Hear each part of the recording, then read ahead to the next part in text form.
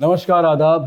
Crime petrol सतर्क के आज के एपिसोड में मैं अनूप सोनी आप सबका स्वागत करता हूं। इस चालाक दुनिया में इंसानियत धड़ल्ले से बिक रही है। हमें अपनी मासूमियत को इस सौदेबाजी से बचाना होगा। कहीं इस दलदल में हम धंस ना जाएं। हमें खुद को बचाना होगा। अंकल मैं काजल, आप प्लीज़ मेरी हेल्प करिए। मुझे आपकी हेल्प की ज़रूरत है अंकल। आप प्लीज़ अंकल मेरी हेल्प करिए, मैं मुसीबत में हूँ।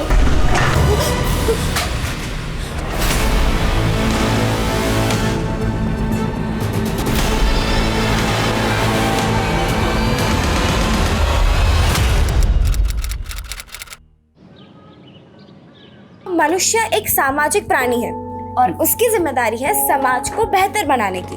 लेकिन आज के मनुष्य ने अपने स्वार्थ और लालच को समाज की दुर्गति है। आजकल के बच्चों को ना इंग्लिश स्कूल में पढ़ाने का एक ही नुकसान है, हिंदी में बहुत ही कच्चे होते हैं। और बेटा तुम तो पत्रकार की बेटी हो, फिर भी तुम्हारी हिंदी इतनी खराब। माँ, मैं ना आपके और पापा की तरह कोई जर्नलिस्ट नहीं हूँ। और वैसे भी मुझे ना इंग्लिश रिपोर्टर बनना है। अच्छा। देखना क्या टॉप की रिपोर्टर बनूंगी मैं। प्राइम टाइम पे मेरा शो आएगा। हाँ बन जाना टॉप की रिपोर्टर, लेकिन तेरी हिंदी भी मैं सुधार के रहूंगी। सुधार लेना। पहले आप ये बताइए कि हमारे पूज्य पिताश्री कब आ रहे हैं? बस आ रहे हैं वो। ठीक।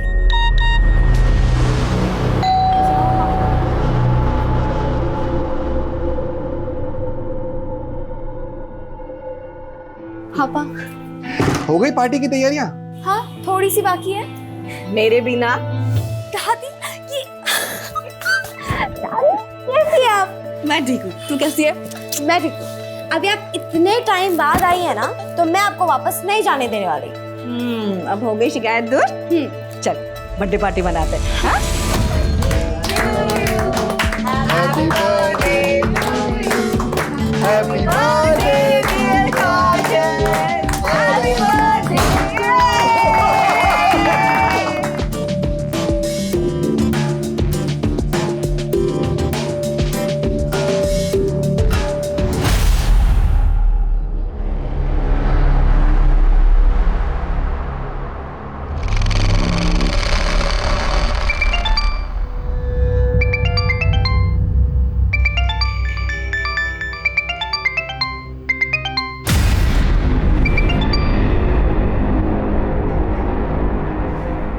क्या हुआ गीतिका? किसका कॉल था गीतिका? किसी का नहीं, ये टेलीकॉलर्स भी ना कॉल कर करके परेशान करते रहते हैं बस।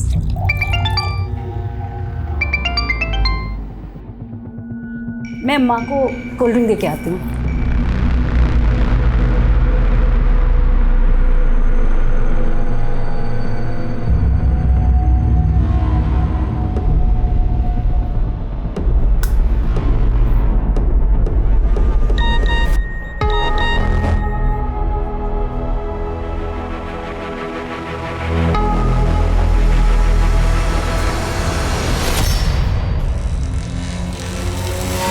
अच्छा, तो ये बात, ये छुपा रही हो तुम मुझसे?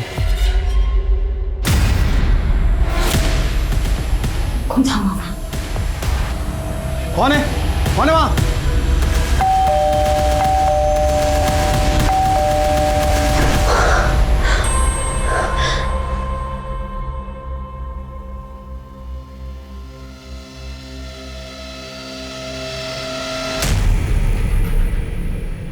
ले पहन ले, 10 मिनट के अंदर तैयार हो जा।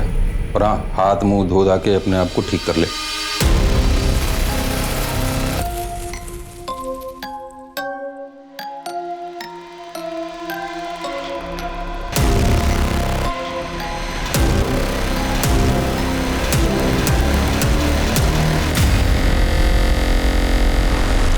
खूबसूरत जिंदगी के सपने हम सब देखते हैं, लेकिन जब ये सपने टूटते हैं तो हर दर्द की एक अलग कहानी होती है। पर काजल की कहानी क्या थी?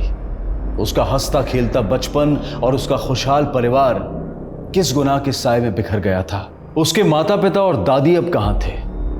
और वो खुद किस अंधेरे में जी रही थी जिसने उसकी मुस्कान छीन ली थी? वो कहां थी, किन लोगों के साथ थी? आखिर क्यों उसकी जिंदगी, उसकी मासूमियत एक पिंजरे में कैद सी नजर आ रही थी?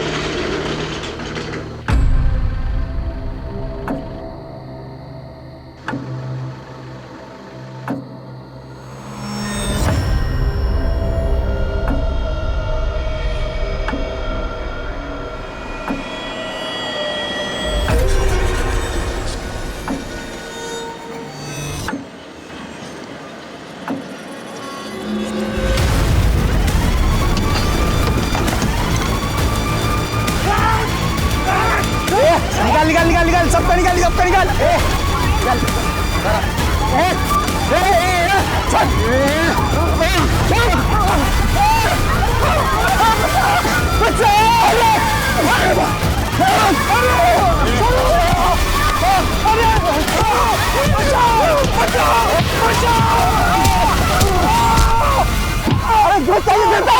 तू देगा हमको हमारे हाथ में क्या जंग लगाए।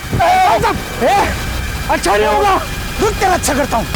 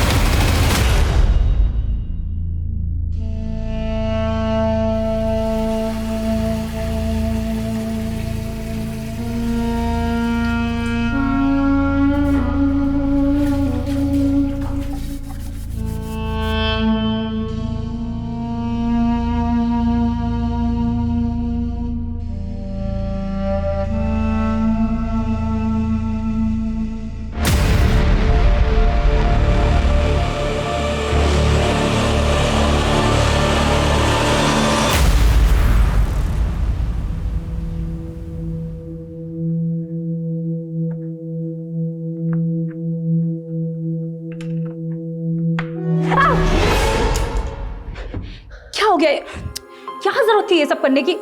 कितना खून निकल रहा है। माँ चल उधर चल। कुछ नहीं हुआ माँ, तू चुप रह। ऐसा ही कटे, कुछ नहीं हुआ। ये छोटा सा कट है, हाँ ज्यादा लग जाती तो।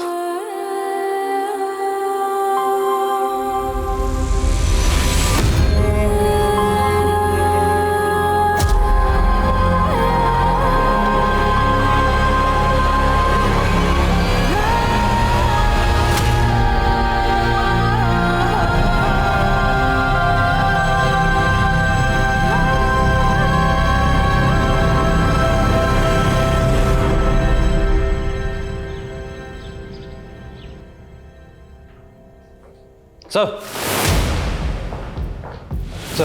अभी अभी खबर मिली है कि बाईपास पर एक फैमिली के साथ लूटपाट हुई है सर। उनके एक फैमिली मेंबर की हत्या कर दी गई और उनकी महिलाओं के साथ रेप हुआ है सर।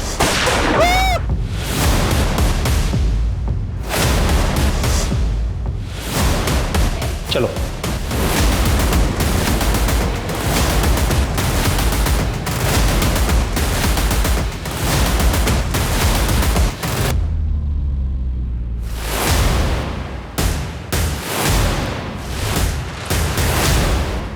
सर कल एक फ़ोन आया था जिसके बारे में, वारदात के बारे में इन्फॉर्म थी सर।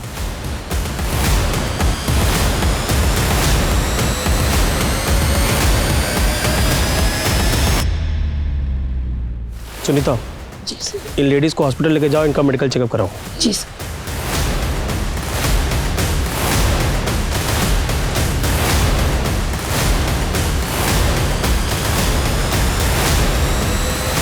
कैसे हुआ ये सब?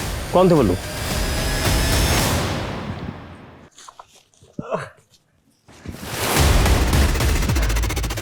हम नहीं जानते वो लोग कौन थे, लेकिन इसका जिम्मेदार सिर्फ आप लोग हैं। सुन रहे हैं ना? आपके इलाके में इतना बड़ा वारदात होता है, मेरा पूरा परिवार बर्बाद हो गया। आप लोग जिम्मेदार इसका। देखिए उस परिवार का गुस्सा जायज है और ये लॉ एंड ऑर्डर की जिम्मेदारी किसकी है? आपकी है ना। और कर क्या रहे हैं आप लोग? आपकी वजह से जनता में मेरी छवि खराब हो रही है। सर हम क्रिमिनल्स को पकड़ने की पूरी कोशिश कर रहे हैं और हम ये case senior officer Abhimanyu Jindal को हैंडओवर कर रहे हैं सर।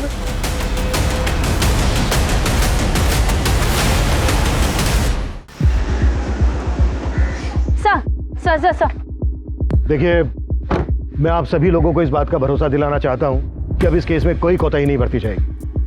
हम उन सभी क्रिमिनल्स का पता लगाने की कोशिश कर रहे हैं जिन्होंने इस वारदात को अंजाम दिया। लेकिन सर इससे पहले भी इस इलाके में और भी कई वारदातें हो चुकी हैं। देखिए, मैं समझता हूँ ये केस बहुत ही संवेदनशील है। इसमें हमें आप सभी लोगों के सहयोग की भी जरूरत है। अगर आप लोगों के पास इस केस से संबंधित कोई भी जानकारी है तो प्लीज हमारे साथ शेयर कीजिए। क्या देख रही है हैं? हमारा नंबर है 93395252। ज्यादा मत देगा कर, दिमाग खराब होता है। चल आजा।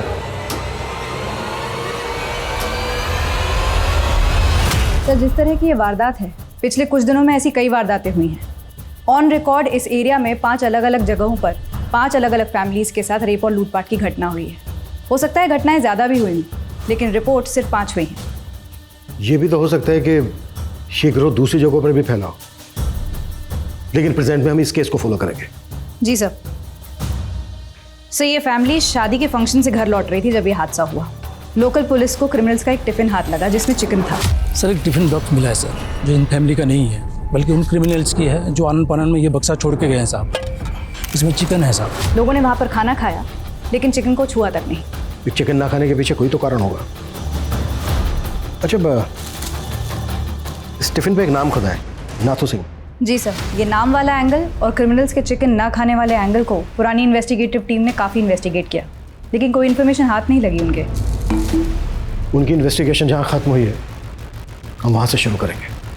एक काम करते हैं, सबसे पहले क्राइम सीन विजिट करते हैं। चलो।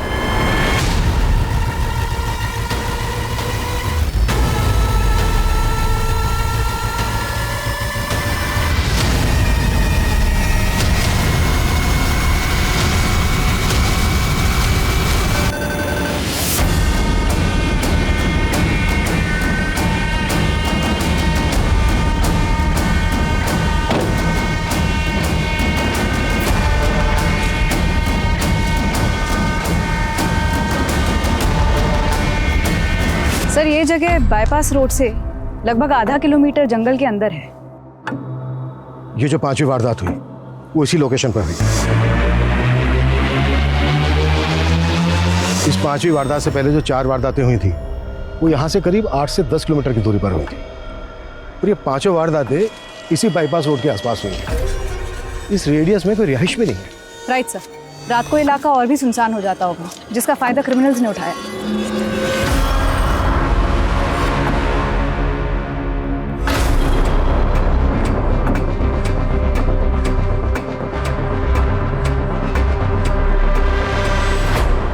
अगर आसपास कोई रिहाइश नहीं है तो फिर यहाँ पे पूजा करने कौन आता होगा?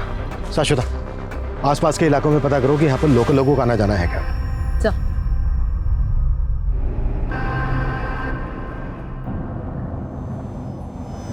गाड़ी रोको, गाड़ी रोको, वापस लो, रिवर्स लो।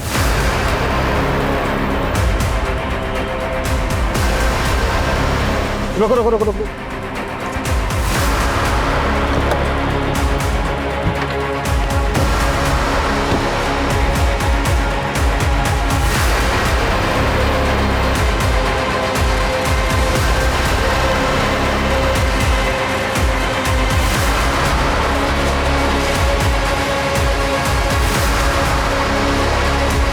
अगर इस कच्चे रास्ते से क्राइम सीन पर जाएं तो क्राइम सीन होगा यहाँ से लगभग 200 से 300 मीटर, और अगर प्रॉपर रोड से जाएं तो क्राइम सीन का डिस्टेंस होगा लगभग 1 किलोमीटर। ये बैरिकेडिंग ऐसी जगह पर है कि यहाँ से क्राइम सीन का शॉर्टकट है। शाश्वता, पता करो कि ये बैरिकेडिंग वारदात होने के पहले से यहाँ पर लगाई जाती थी या वारदात होने के बाद से लगाई जाने लगी, और ये भी पता करो कि यहाँ पर किन पुलिस वालों की ड्यूटी होती है।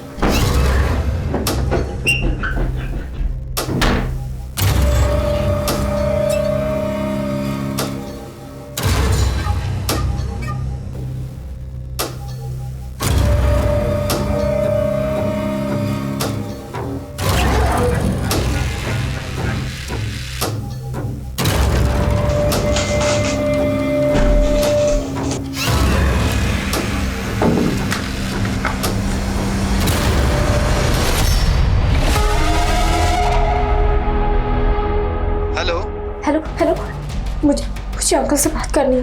अंकल? कौन अंकल? देखिए आप प्लीज अंकल को फोन दीजिए मुझे। Hello hello hello.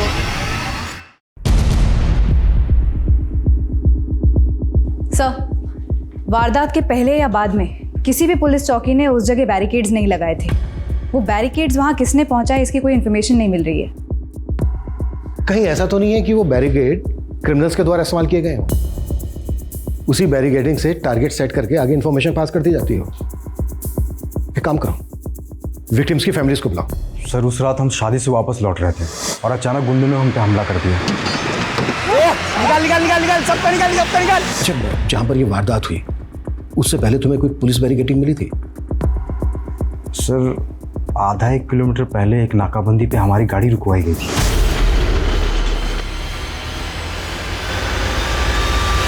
अच्छा, वो जो पुलिस वाला था उसकी शर्ट पे कोई नेम प्लेट लगी थी? सर इतना ध्यान तो नहीं है मुझे सर। चेहरा याद है उस पुलिस वाले का? सर काफ़ी अंधेरा था और मुझे कुछ याद भी नहीं है सर।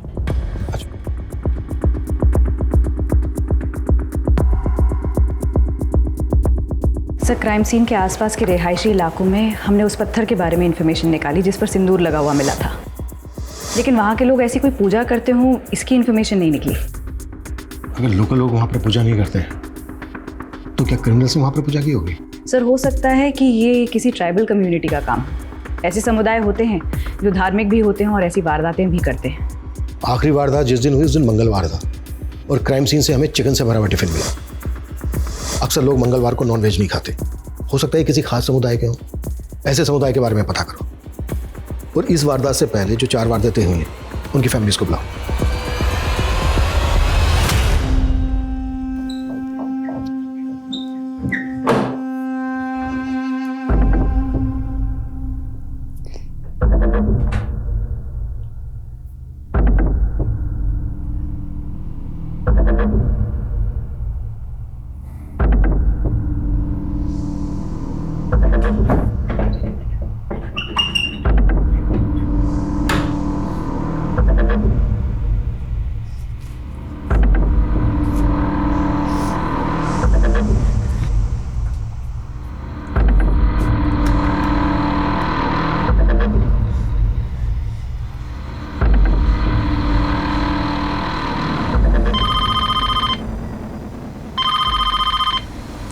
हेलो, मुझे अंकल से बात करनी है, आप मेरी अंकल से बात करवाइए। कौन से अंकल से आपको बात करनी है? ये पुलिस स्टेशन है। वो जो टीवी पर आए थे ना, मुझे उस अंकल से बात करनी है, तो आप उस अंकल से बात करवाएं। कौन से अंकल आए थे टीवी पे? आप बताइए बेटा, क्या बात है, मुझे बताइए। क्या हुआ? सर, एक बच्ची का कॉल है, वो कह रही है मुझे उस अंकल से बात करनी है जो टीवी पर आए थे। हेलो हेलो बेटा, मैं वही अंकल हूँ जो न्यूज़ में आए थे टीवी पर। बोलो, क्या बात करनी है? अंकल, मैं ना यहाँ पर फंस।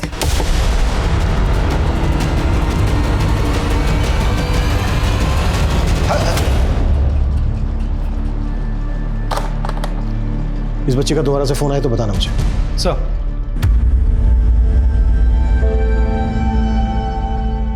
डॉक्टर रंजन, मैं समझ सकता हूँ ये आपके लिए बहुत मुश्किल होगा, पर क्रिमिनल तक पहुंचने के लिए ये हमारे लिए बहुत जरूरी है। 23 मई की रात को जो आपके साथ हुआ था, प्लीज वो हमें डिटेल में बताइए। सर, उस दिन मेरे नए क्लिनिक का ओपनिंग फंक्शन था। मैं अपनी फैमिली के साथ उस बाईपास रोड से घर लौट रहा था कि तभी 5 गुंडे लोगों ने हमारी गाड़ी का रास्ता रोक लिया और लूटपाट की सर। और सर, मेरी वाइफ और सिस्टर के साथ इन लोगों ने। सर, मैंने उनकी बहुत मिन्नतें की लेकिन उन्होंने मेरी एक बात नहीं सुनी। मेरी बहन का रेप किया और सर मुझे बुरी तरह से मारा और सब कुछ लूट कर ले गए हमसे। सर, हमारे पति बिजनेसमैन थे, तो उस दिन हम लोग गोरखपुर से घर जा रहे थे। उन गुंडों ने हमारी कार पे कुछ फेंका जिससे हमारी कार इनबैलेंस हो गई। उन लोगों ने हमारे पति को मार दिया और हमारे साथ। उस घटना के कुछ देर पहले एक चेक पोस्ट पे हमारी गाड़ी के पेपर चेक हुए थे। हाँ सर, वहाँ से कुछ देर पहले एक नाकाबंदी थी। हाँ सर, हमारी गाड़ी की भी चेकिंग हुई थी। इन 5 वारदात में एक चीज कॉमन है, चेक पोस्ट पर विक्टिम्स की गाड़ी को रोके जाना। हम श्योर इन क्रिमिनल्स के कुछ साथी फेक पुलिस वाले बनकर टारगेट सेट कर रहे थे, आगे इन्फॉर्मेशन पास कर रहे थे और उनके दूसरे साथी वारदात को अंजाम पहुंचा रहे थे। लेकिन सर किसी भी विक्टिम ने क्रिमिनल का चेहरा नहीं देखा, क्योंकि वारदात के वक्त सबके चेहरों पर गमछे बंधे हुए थे। हाँ, लेकिन जो फेक पुलिस वाले थे उनका चेहरा तो देखा होगा, और हो सकता है विक्टिम्स में से किसी ने क्रिमिनल्स का चेहरा भी देखा हो। विक्टिम्स के साथ दोबारा से बात करो, फेक पुलिस वाले और क्रिमिनल्स, इनके स्केच बनवाओ। सर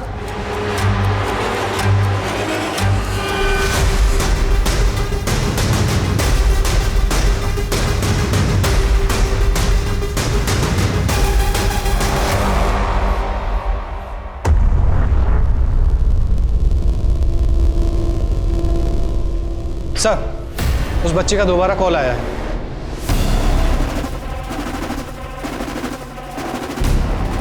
हेलो अंकल, मुझे आपकी हेल्प चाहिए। मैं बहुत मुसीबत में हूँ, आप प्लीज़ मेरी हेल्प करिए। हाँ हाँ बेटा, हम जरूर बचा लेंगे। अच्छा बताओ, तुम किस मुसीबत में हो और इस वक्त हो कहाँ पर?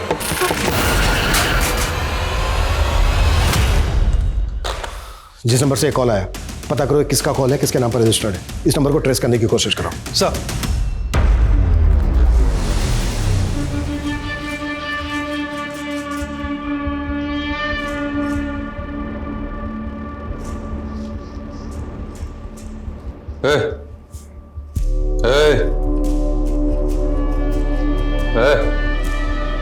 चलो, चलना नहीं है। सर, कुछ विक्टिम्स की मदद से हमने क्रिमिनल्स के स्केचेस बनवाने की कोशिश की। याददाश्त पर काफ़ी जोर देने के बाद ये 7 स्केचेस बने हैं, लेकिन इनकी हुलियों को देखकर ये कहा नहीं जा सकता कि ये कितने एक्यूरेट हैं। अपना डेटा चेक करवाओ, हो सकता है इनमें से किसी का किसी नामी क्रिमिनल के साथ हुलिया मिलता है।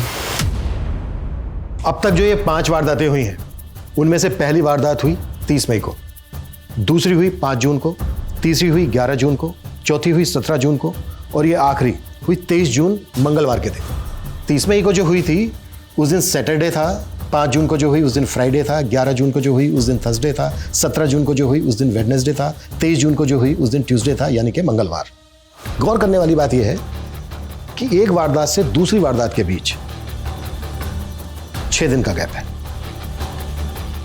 6 डेज।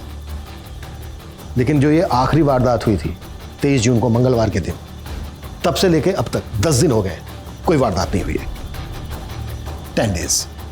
सर, हो सकता है इस केस में हमारे इन्वॉल्वमेंट के बाद वो लोग शांत बैठ गए। लेकिन हम शांत नहीं बैठने वाले हैं जब तक कि हमें कोई लीड ना मिल जाए। ये जो आखिरी वारदात हुई थी 23 जून मंगलवार के दिन, इसके क्राइम सीन से हमें मिला था चिकन से भरा हुआ टिफिन, बैरिकेड और पत्थर पर पूजा करने के निशान। तो इस वारदात से पहले की जो ये 4 वारदात हुई हैं, हो सकता है इनके क्राइम सीन पर भी ऐसा कुछ मिले जो अब तक इन्वेस्टिगेटिव टीम को नजर नहीं आया है। हमें ये चारों क्राइम सीन रिविजिट करने हैं। क्लियर? सर,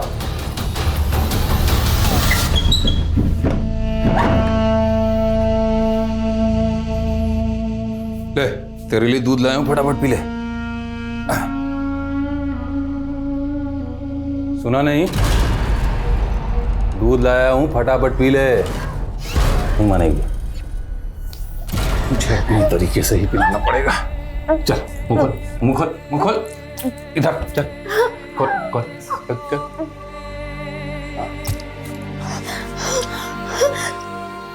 रख के जा रहा हूं, बचा हुआ पी लेना।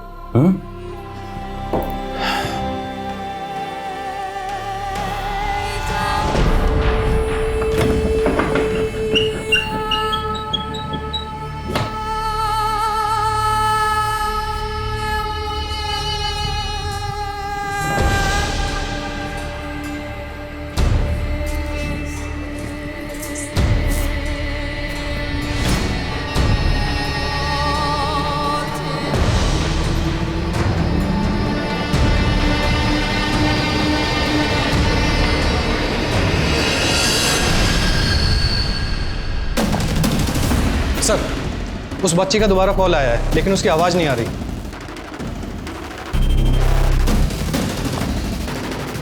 हेलो हेलो हेलो अंकल, मैं काजल, मुझे आपकी हेल्प चाहिए। बेटा, मुझे आपकी आवाज़ नहीं आ रही है। Hello uncle, hello. अगर आपको मेरी आवाज़ आ रही है तो मैं फ़ोन काट के अपने मोबाइल फ़ोन से आपको वीडियो कॉल करता हूँ। अंकल, अंकल, मैं काजल। हेलो बेटा, हेलो। मुझे आपकी हेल्प की ज़रूरत है अंकल, आप प्लीज़ प्लीज अंकल मेरी हेल्प करिए, मैं मुसीबत में हूँ।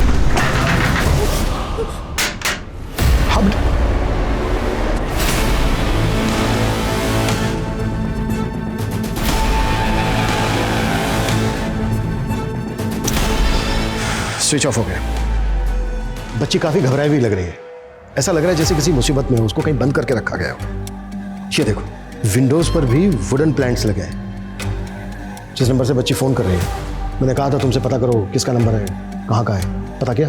सर टेलीकॉम सर्विस प्रोवाइडर को बोला था, लेकिन एक बच्ची मुसीबत में है, मदद मांग रही है हमसे।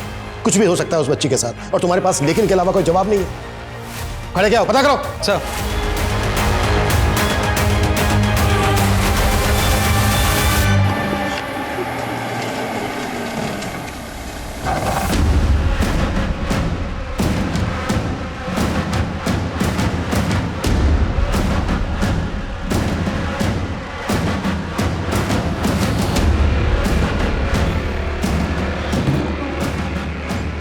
सर जिस नंबर से वो बच्ची कॉल कर रही थी वह किसी जयदेव वर्मा के नाम से नील कटरा के एड्रेस पर रजिस्टर्ड है, और वो नंबर काफ़ी टाइम से भी बंद आ रहा है। और सर ये जयदेव की फ़ोटो।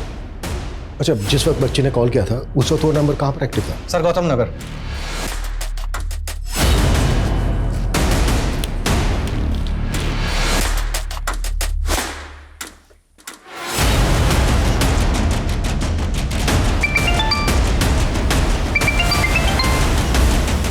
सर मैं आपको ही फ़ोन करने वाली थी। 17 जून को जो चौथी वारदात हुई थी, वहाँ एक खून से सनी हुई शर्ट मिली है। हाई पॉसिबिलिटी है कि एक क्रिमिनल की शर्ट हो और क्राइम के बाद चेंज की गई हो। साक्षिता अपनी टीम को बोलो कि पूछताछ जारी रखे। मैंने अभी तुम्हें एक जयदेव वर्मा नाम के आदमी का एड्रेस भेजा है। वो बच्ची हमें जिस नंबर से फ़ोन कर रही थी, वो नंबर इस जयदेव वर्मा के नाम पर रजिस्टर्ड है। चेक करो इसे।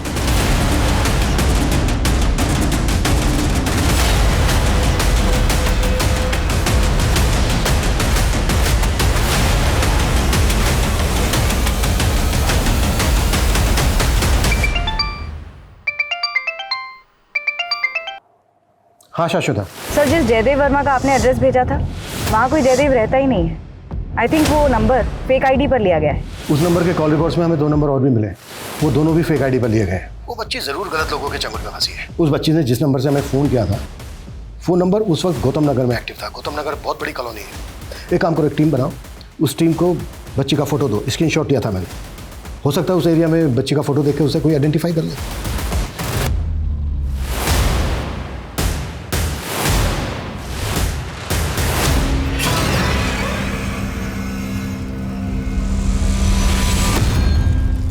अगर ये शर्ट उन्हीं क्रिमिनल्स में से किसी एक की है, तो ये जेके टेलर से हमें उनकी लीड मिल सकती है।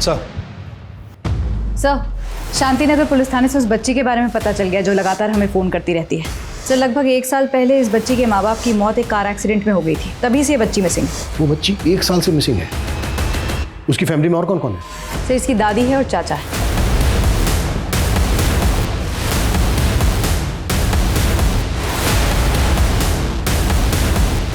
मेरी काजल जिंदा कहाँ है वो? आप उसे अपने साथ लेके क्यों नहीं आए?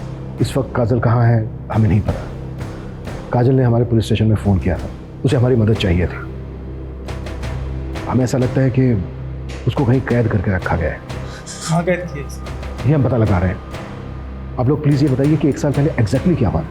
काजल उस दिन मेरे बेटे और बहू के साथ ही थी। वो लोग मुझे मिलने यहाँ मेरे घर आने वाले थे।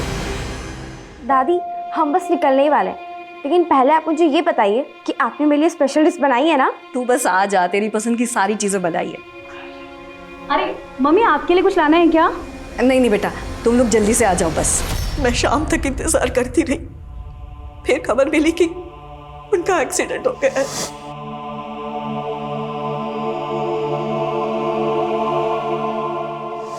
पुलिस ने कहा कि मेरे बेटे और बहू का एक्सीडेंट हुआ था, पर काजल वहां थी ही नहीं। उसने ऐसा कैसे हो सकता है कि काजल भैया और भाभी के साथ नहीं होगी? इसलिए मम्मी को उन पे शक हुआ। मुझे तो यही भी लगा था कि मेरे बेटे और बहू का एक्सीडेंट नहीं बल्कि हत्या हुई थी। पोस्टमार्टम रिपोर्ट में तो ऐसा कुछ नहीं। सब कुछ झूठ लिखा था साहब। मैंने अपनी आंखों से मेरे बेटे और बहू की लाशें देखी थी। वो एक्सीडेंट नहीं था। मेरी बहू के पैर पे खून के निशान थे, जबकि वहां कोई चोट लगी नहीं थी। हमने कितना कहा लेकिन किसी ने हमारी नहीं सुनी। उस वक्त किसी पर शक था आपको? नहीं सर, हमें ऐसा कोई अंदाज़ा नहीं है सर। लेकिन हाँ, हमें ये ज़रूर लगा था कि भैया और भाभी जर्नलिस्ट थे और शायद इसी वजह से उन्हें टारगेट किया जा रहा था सर। काजल ने जिस नंबर से हमें फ़ोन किया था वो नंबर उस वक्त गौतम नगर में एक्टिव था। गौतम नगर में आपकी जान पहचान का कोई रहता है, कोई ऐसा जिस पर शक हो आपको, जो काजल के साथ ऐसा कर सकता हो या आपके बेटे बहू के साथ ऐसा कर सकता हो? नहीं सर, कोई भी नहीं है सर जिस पे हमें शक हो। लेकिन सर हम बस ये चाह रहे हैं आप काजल को प्लीज़ जल्दी ढूंढ दीजिए सर, हमें उसकी बहुत चिंता हो रही है। काजल जिस शोषण का शिकार हो रही थी, क्या उसी घिनौने मंसूबे की वजह से किसी ने काजल से उसके माता पिता को छीन लिया था? क्या काजल के माता पिता वाकई 1 साल पहले एक्सीडेंट का शिकार हुए थे, या फिर काजल की दादी का शक सही था? क्या काजल अपने माता पिता के किसी जानने वाले के गुनाह का शिकार हो रही थी, या फिर उसके अपराधी कोई गैर थे? काजल की दादी के मन में अब एक उम्मीद की किरण जागी थी, पर पुलिस की चुनौती ये थी कि क्या वो काजल को ढूंढ पाएगी। वहीं सीरियल हाईवे रॉबरीज में पुलिस एक जेके टेलर नाम की शॉप की तलाश कर रही थी, पर क्या यह तलाश उन्हें सही दिशा दे पाएगी? हाँ मैडम, ये मेरा ही टैग है। ये शर्ट मैंने बनाई है। किसने बनवाई थी तुमसे? और मैडम रोजाना इतने सारे ग्राहक आते हैं यहाँ पे, अब ये बताना थोड़ा मुश्किल हो जाएगा। इनमें से किसी को जानते हो? मैडम ये तो एकदम सुनील साहब जैसे दिख रहे हैं। वो भी आपकी तरह पुलिस में है और उनको पुलिस की वर्दी मैं ही सिल के देता हूँ। कहाँ रहता है ये सुनील? आइए मैडम, ये उनका घर।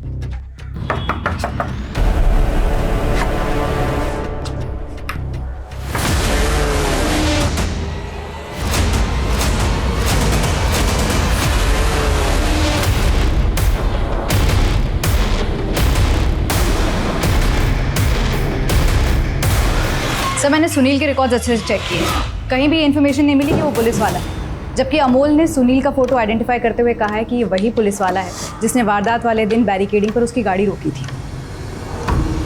मतलब अब ये साफ है कि सुनील उन क्रिमिनल्स में से एक है जो फेक पुलिस वाले बनकर टारगेट सेट करते थे और उनके बाकी के साथी वारदात को अंजाम देते थे। सर टेलर ने जो सुनील का नंबर दिया था वो किसी फेक आईडी पे रजिस्टर्ड है, और सर सुनील का वो नंबर उन 2 नंबरों में से एक है जिससे काजल हमें कॉल करती थी। मतलब इस सुनील का काजल के अबडक्शन से भी कनेक्शन है? सर कहीं ऐसा तो नहीं कि काजल के पेरेंट्स इसी गैंग का शिकार हुए हों और फिर इसी गैंग ने काजल को अबडक्ट कर लिया? काजल की दादी और चाचा का भी यही कहना है कि उनका मर्डर हुआ था। काजल की दादी और चाचा को बुलाओ, हो सकता है ये लोग इन क्रिमिनल्स को पहचानते हो।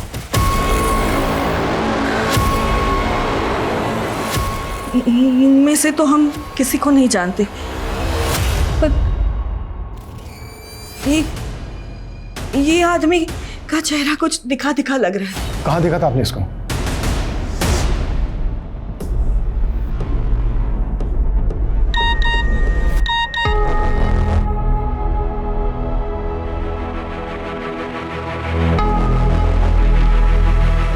अच्छा ये बात है, ये छुपा रही हो तुम मुझसे? तुम्हें धमकी भरे मैसेजेस आ रहे हो, तुमने मुझे बताया तक नहीं। हमारे प्रोफेशन में तो ये आम बात है ना, ऐसे कॉल और धमकी आना। लेकिन तुम्हें मुझे तो बताना चाहिए ना एटलीस्ट। रघु मुझे धमकी भरे मैसेज कर रहा है।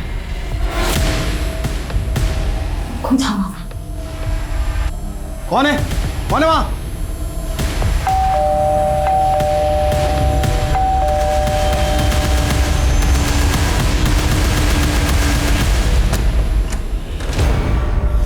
तू, तेरी हिम्मत कैसे हुई गीतिका को धमकी देने की? हा? चल रे, आराम से शांत।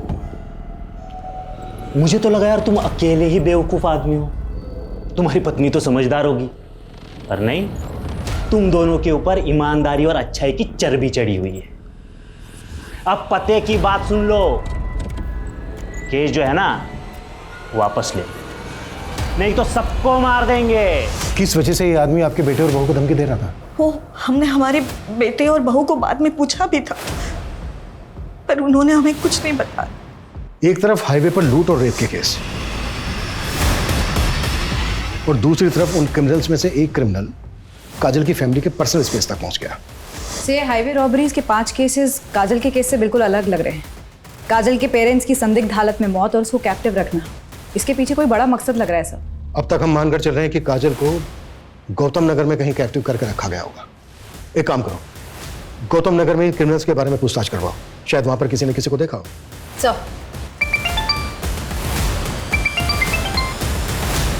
जैन सर। पुलिस चारों तरफ से दबाव में थी। सीरियल हाईवे रॉबरीज के केस की तरह अब काजल मिसिंग केस भी मीडिया में छाने लगा था और काजल के माता पिता की सस्पिशियस डेथ केस को रीओपन करने की मांग लगातार उठने लगी थी। पुलिस को अब यह डर लग रहा था कि कहीं इस गहमा गहमी में क्रिमिनल काजल की जान ना ले ले, क्योंकि इस खतरे से काजल को बचा पाना आसान नहीं था। हाँ सर, ये बच्ची को मैंने कई बार देखा हूँ। ये लड़का मेरे ऑटो में कई बार इसको लेके जाता था। ये दोनों लड़के और बच्चे अब कहाँ मिलेंगे और तुम इनको कहाँ से पिक करते थे अपने ऑटो में?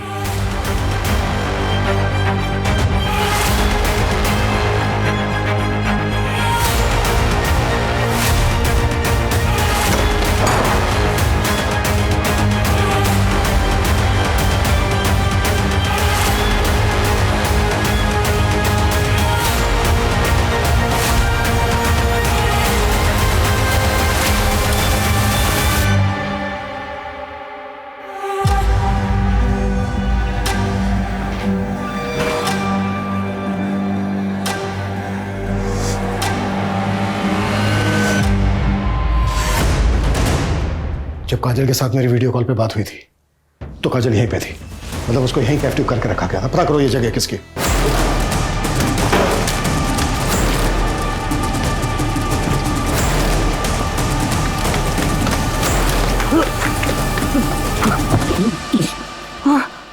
काजल कहाँ है? मुझे नहीं मालूम, उसको दिलीप लेके गया था। कौन दिलीप और कहाँ ले गया था? वो सब मुझे नहीं मालूम। 1 साल पहले काजल का किडनैप तुम लोगों ने किया था ना?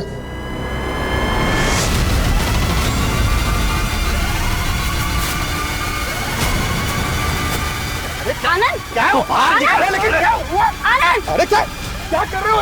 अरे मेरी बात तो सुनो। आवाज बांध एकदम। छोड़ मुझे, छोड़ मुझे। चुप, एकदम चुप।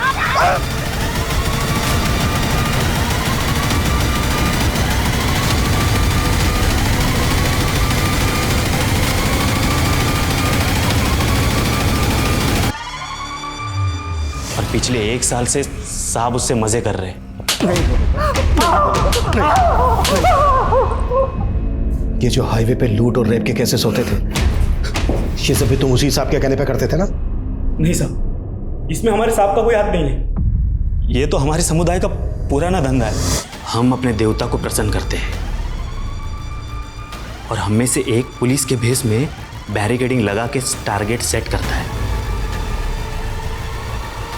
और हमको इन्फॉर्म कर देता है। कि सुनील तो तुम्हारे लिए काम करता था, फिर उसको क्यों मारा? उसके साथ बंटवारे के लिए झगड़ा हो गया था तो मेरे लोगों ने उसको मार दिया। देख, सब कुछ तो बता दिया तूने, अब ये भी बोल दे कि तेरा सांप कौन है और काजल कहाँ है।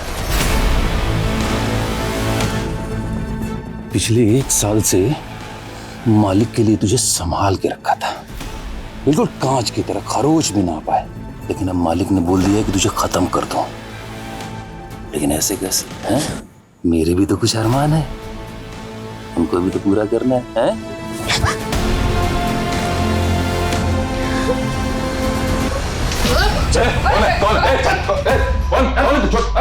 मैंने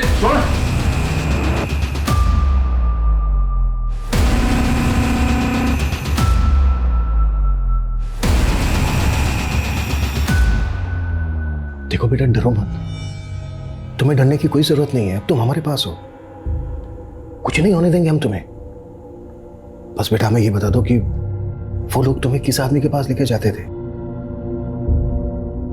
पापा ने उस अंकल के अगेंस्ट न्यूज़ छापी थी। चल अंदर चल। किधर है तेरा पति? किधर है? बुला उसको। अरे अरे ये क्या कर क्या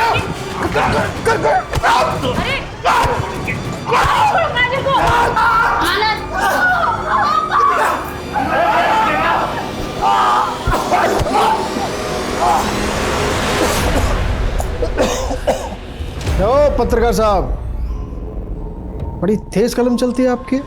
सपाट सपाट सपाट, पर गलती से ना हमारे बारे में थोड़ा उल्टा सीधा लिख गई। लिखती तो बड़ा अच्छा है। अरे रघु, अरे क्या कहते हैं उसको? हाँ, बाय मिस्टेक। चलो कोई नहीं, अपनी गलती सुधार लो।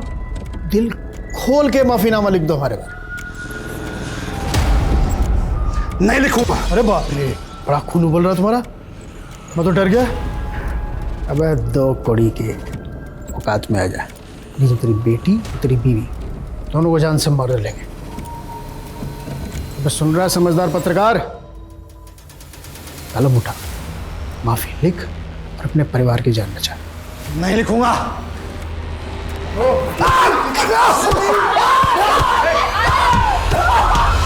उसके करप्शन की एविडेंस थे, इसलिए उसने साहब ने बोला था कि उनकी मौत ऐसे हो जैसे एक्सीडेंट लगे, तो मैंने उनको मार के कार में डाल दिया और कार को खाई में फेंक दिया। तुम्हारा हिसाब कौन है?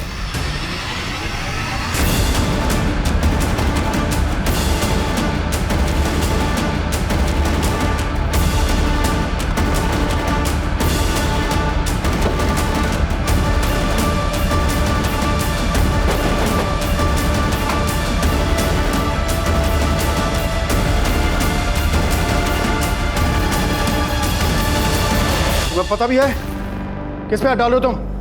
2 मिनट के अंदर ना तुम्हारी वर्दी छिन जाएगी तुमसे। हमारी चिंता छोड़िए, अपनी सोचिए मंत्री जी।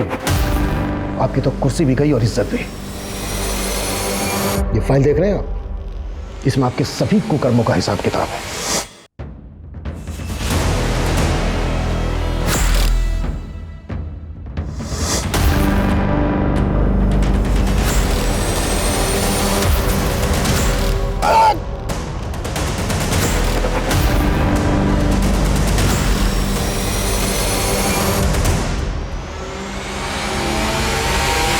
और आपके कुछ वीडियो भी हैं हमारे पास जो इस बात का सबूत है कि आप लड़कियों को बंदी बना के रखते थे और समय समय पर उनका रेप भी करते थे। जय ससुराल।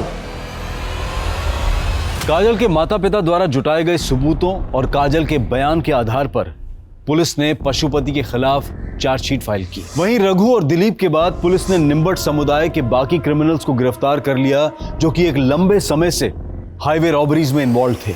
1 साल के लंबे इंतजार के बाद आखिरकार काजल अपनों के बीच पहुंच गई, लेकिन अपनी आंखों के सामने अपने माता पिता की हत्या देखने के बाद वो पशुपति और बाकी के अपराधियों के बीच रोजाना शोषित हो रही थी।